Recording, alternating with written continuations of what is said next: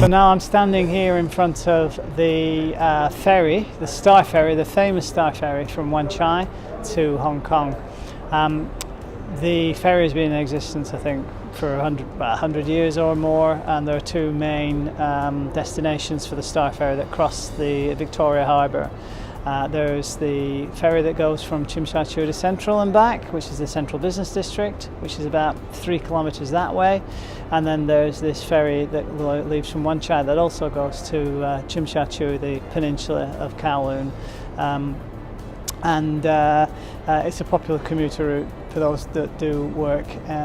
in Wan Chai and perhaps live in the southern part of the Kowloon tip. So,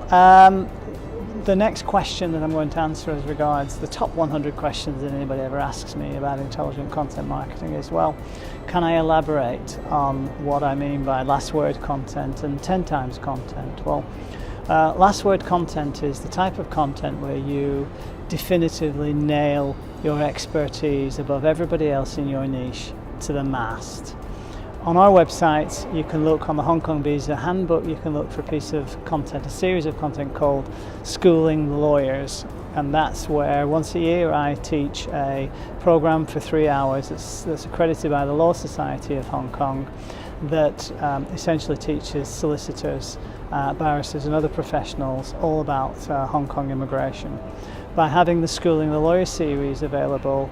it becomes completely apparent to everybody that I am the highest authority an expert in my particular niche. So that's last word content, and you need to be striving to produce last word content as part of your content proposition too. On the other hand, you have this idea of something called 10 times content, which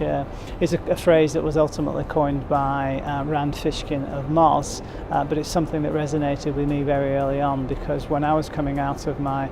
close call with bankruptcy and having lost my interest in my last immigration business because of stupid business decisions that I'd made in choosing the partners that I was collaborating with back then, I wanted to make sure that I was going to produce content that literally was 10 times better than anything else that was on the market, and also was 10 times better than you could ever expect from your most natural or closest competitor. So if you identify a content niche, then you should produce content that literally is 10 times better than that which you could find anywhere else. Not only does that give you the best possible shot at getting at #1 on Google, but it also gives you such a significant barrier to entry that the vast majority of your competitors will just think twice about coming after you. And another good example of someone who produces 10 times content is Neil Patel.